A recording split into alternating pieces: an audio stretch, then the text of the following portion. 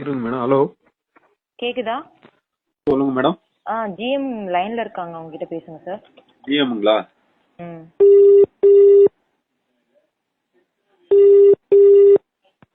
Hello. Hello, sir நான் சந்திரன் பேசுகிறேன் sir. சொல்லுங்க சார்.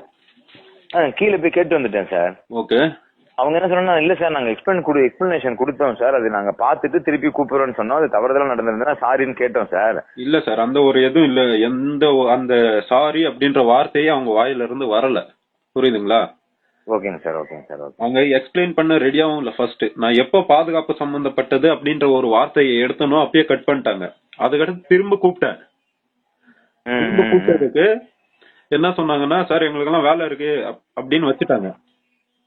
வேலை நிறைய இருக்காங்க வச்சுட்டா இது எந்த மாதிரியான ரெஸ்பான்ஸ் அப்படின்னு தெரியல எனக்கு.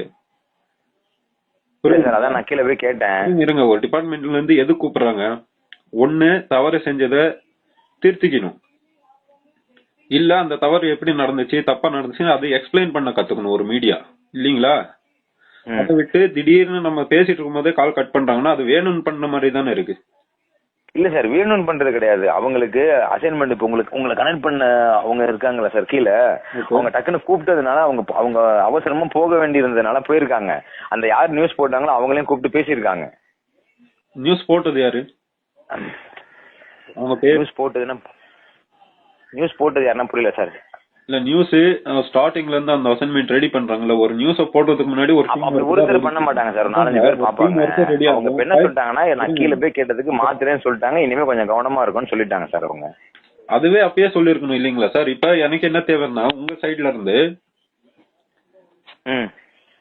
நான் சொல்றேன் இது மெயிலுக்கு வந்து ஒரு அப்பாலஜிஸ்ட் லெட்டர் அனுப்பணும் சார், உங்க இது சேனல் சைட்ல இருந்து. அதுக்கு இல்ல சார், அப்ப நீங்க தான் சார் ஃபர்ஸ்ட் மெயில் அனுப்பணும். அதான் ஃபார்மாலிட்டி சார். இந்த மாதிரி தப்பு நடந்திருக்கு, இதுக்கு நீங்க எக்ஸ்பிளனேஷன் கொடுங்கன்னு அவங்க தான் அந்த நார்மலா அங்கே தான் சார் அனுப்புவாங்க.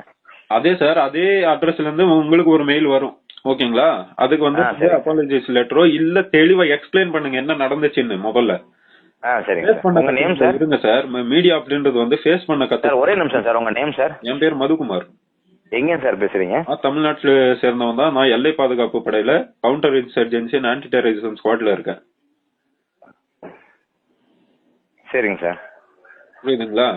ஏன்னா எங்க ஊர் மீடியா அப்படின்றதுனாலதான் நான் பேசிட்டு இருக்கேன். சரிங்க சார். அவங்க வந்து ஹிந்திக்காரங்க பேசினா உங்களுக்கு புரியாது. அந்த ஒரு விஷயத்துக்காக தான் நான் பேசிட்டு இருக்கேன். ஏன்னா சமீப காலமா இந்த மாதிரி ஃபேக் நியூஸ் வந்துட்டே இருக்கு. Even Sun TV also. நீங்க போட்ட அதே நியூஸை காப்பி பேஸ்ட் பண்ணி சன் டிவி போட்டிருக்கா அப்படி. ஓகே ஓகே ஓகேங்க சார், ஓகே. ஏன்னா ஒரு நியூஸ் போடுறதுனால முழுசா தெரிஞ்சுக்கோங்க சார், புரியுதுங்களா? அந்த நியூஸை பத்தி முழுசா தெரிஞ்சுக்கோங்க. யாரை விடுதலை பண்ணாங்க, எதுக்காக விடுதலை பண்ணாங்க, எல்லாத்தையும் சேர்த்து போடுங்க சார். இப்ப இவங்க பண்ணதை நான் தப்பு வந்து சரின்னு வைக்கல சார். இப்ப சில நியூஸ் வந்து எரர் ஆகும். இப்ப ஃபார் எக்ஸாம்பிள் வந்து ஆக்சிடென்ட் ஆயிருச்சு, அடிபட்டவங்களுக்கு உயிர் போயிருச்சுன்னு கூட போட்டோ போட்டிருப்பாங்க. அந்த இப்ப நீங்க சொல்ற மாதிரி அவங்க கேட்பாங்க, எப்படிங்க நீங்க போலான்னு கேட்பாங்க. அது என்ன ஆகணும் சார், வரிசையா நியூஸ் வரதுனால ஒரு எப்போ தவறு நடக்கும். பட் இப்ப நீங்க சொல்லிருக்கீங்க ரெகுலராகவே நடக்குதுன்னு, நான் கீழே போய் சொல்லிட்டேன். அவங்க வாட்ச் பண்ணிட்டே இருக்காங்களா, ரெகுலரா நடக்குதான் அப்படின்னு சொல்லிட்டேன் சார். இனிமே இந்த மாதிரி நடக்காம கவனமா இருக்கும்னு சொல்லிட்டாங்க சார்.